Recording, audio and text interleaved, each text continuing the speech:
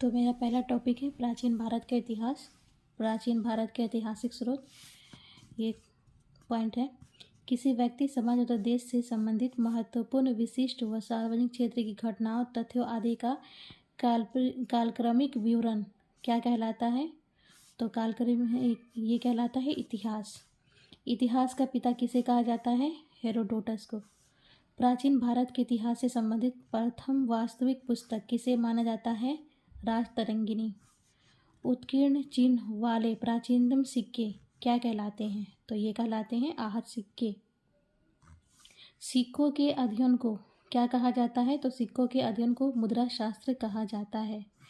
Next question है, भारत में प्रागैतिहासिक खोज प्रारंभ करने का श्रेय किसे दिया जाता है? तो ये दिया जाता है डॉक्टर प्राइमरोज को। उसके बाद है,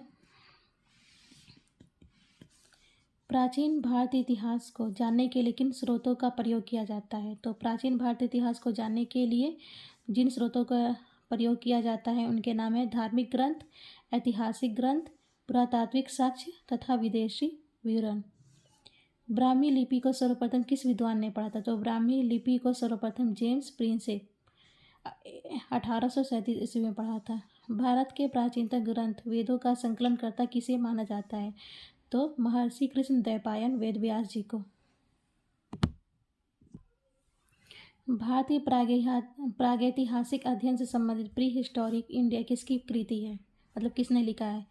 स्टुअर्ट पिगट जी ने। चीनी यात्रियों ने अपने यात्रा वृत्तांतों में भारत के लिए किस शब्द का प्रयोग किया था? इंतु। उत्कीर्ण लेखों के अध्ययन को क्या कहा जाता है? तो उसे कहा जाता है अभिलेख शास्त्र, एपिग्राफी। लिपियों के विकास के अध्ययन को क्या कहा जाता है? तो लिपियों के विकास के अध्ययन को पुरालिपि विद्या कहा जाता है। सर्वप्रथम भारतवर्ष नाम का उल्लेख किस अभिलेख से प्राप्त हुआ था? तो हाथी गुम्फा अभिलेख से। प्राचीन भारत का सर्वप्रथम सुनियोजित इतिहास किसने तैयार किया था? तो वी.ए. स्मिथ ने। पौराणिक मान्यता के अनुसार भारत के प्राचीनतम राजा कौन थे? वैवस्वत मनु। वायु पुराण में किस वंश का उल्लेख है? गुप्त वंश और शुंग वंश का। कौटिल्य के अर्थशास्त्र से किस वंश के इतिहास की जानकारी मिलती है? मौर्य वंश की। जैन धर्म का प्रारंभिक इतिहास किस ग्रंथ से प्राप्त होता है? कल्पसूत्र से। एक क्वेश्चन है, भारतीय पुरातत्व सर्वेक्षण आर्कियोलॉजिकल सर्वे ऑफ इंडिया संस्कृति मंत्रालय के अंतर्गत एक संलग्न संगठन है। और ये देखिए, ये इतिहास 3 पार्ट में बटा हुआ है। प्रागैतिहासिक काल, जिसे इंग्लिश में प्री हिस्टोरिक पीरियड कहते हैं, आदि ऐतिहासिक काल, प्रोटो हिस्टोरिक पीरियड, और ऐतिहासिक काल, हिस्टोरिक पीरियड। यहाँ से मानव की उत्पत्ति होती है प्रागैतिहासिक काल से। मानवोत्पत्ति से 3000 ईसा पूर्व से, मतलब मानव का जन्म जब से हुआ उससे लेकर 3000 ईसा पूर्व तक। और आदि ऐतिहासिक काल आता है 3000 से 600 ईसा पूर्व तक। और ऐतिहासिक काल आता है 600 ईसा पूर्व से अभी तक, आगे तक। प्रागैतिहासिक काल में पुरातात्विक साक्ष्य अध्ययन का एकमात्र स्रोत है, क्योंकि लिखित साक्ष्य उपलब्ध नहीं थे। यहाँ पे लिखित साक्ष्य उपलब्ध नहीं थे। और आदि ऐतिहासिक काल में लिखित साक्ष्य उपलब्ध थे, लेकिन अपठनीय थे, मतलब पढ़ा नहीं जा सकता था। पुरातात्विक एवं साहित्यिक दोनों प्रकार के साक्ष्य यहाँ पे उपलब्ध हैं। नेक्स्ट क्वेश्चन है, मत्स्य पुराण किस वंश से संबंधित है? तो मत्स्य पुराण किससे संबंधित है? आंध्र सातवाहन वंश से। विष्णु पुराण किस वंश से संबंधित ग्रंथ है? तो ये है मौर्य वंश से। खरोष्टी लिपि किस प्रकार की लिखी जाती थी? तो ये लिखी जाती थी दाएं से बाएं ओर। नारद स्मृति से किस वंश के विषय में जानकारी मिलती है? तो गुप्त वंश। स्मृति ग्रंथों से सबसे प्राचीन एवं प्रमाणिक पुस्तक कौन सी मानी जाती है? मनुस्मृति। शुंग काल का मानक ग्रंथ किसे कहा जाता है? मनुस्मृति को। स्त्री को पुरुष की अर्धांगिनी किस ग्रंथ में कहा गया है? शतपथ ब्राह्मण में। ये देखिए, ये कुछ इंपॉर्टेंट नोट्स है। महाभारत का प्रारंभिक उल्लेख अश्वालयन गृह सूत्र में मिलता है। प्रारंभ में इसमें मात्र 8800 श्लोक थे और इसका नाम जय संहिता था। कुछ समय पश्चात यह बढ़कर 24,000 श्लोक हो गया और भारत नाम से प्रसिद्ध हुआ। अंत में 1,00,000 श्लोक होने के कारण इसे शतशास्त्री संहिता या महाभारत कहा जाने लगा। पुरालेख विद्या से क्या अभिप्राय है? शिलालेखों का अध्ययन। पुरावशेष का महानतम अन्वेषक किसे माना गया है? डार्विन को। इब्न बतूता का यात्रा वृत्तांत किस नाम से प्रसिद्ध है? तो रेला।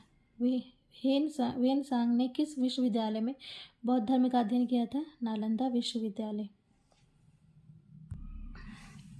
प्रमुख अभिलेख व शासक, यह अभिलेख है और किन शासक के काल में था? हाथी गुम्फा अभिलेख कलिंग नरेश खारवेल, ऐहोल अभिलेख पुलकेशिन द्वितीय, नासिक अभिलेख गौतमी बलश्री, जूनागढ़ अभिलेख रुद्रदामन, प्रयाग स्तंभ अभिलेख समुद्रगुप्त, मंदसौर अभिलेख मालवा नरेश यशोवर्मन, ग्वालियर अभिलेख प्रतिहार नरेश भोज, देवपाड़ा अभिलेख बंगाल शासक विजय सेन, भीतरी व जूनागढ़ अभिलेख स्कंदगुप्त। बौद्ध स्तंभ लेख से किसकी जानकारी मिलती है? तो शुंग काल की। वेन संग ने अपनी यात्रा वृत्तांत का वर्णन किस पुस्तक में किया है? सीयू की। अरबी भाषा की पुस्तक किताबुल हिंद की रचना किसने की थी? तो अल-बरूनी। मोरक्को का यात्री इब्न बतूता भारत में मोहम्मद बिन तुगलक के दरबार में आया था तथा तुगलक ने उसे दिल्ली का काजी नियुक्त किया था। ये एक खास बात है। मार्को पोलो द्वारा किस राज्य की यात्रा का उल्लेख मिलता है? पांड्य राज्य की। पतंजलि के महाभाष्य से किस वंश के इतिहास का पता चलता है? शुंग वंश।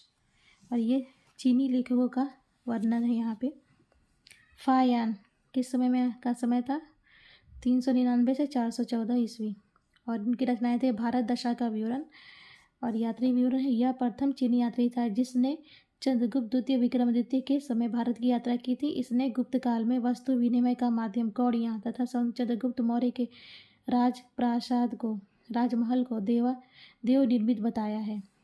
वेनसांग 629 से 645 ईस्वी।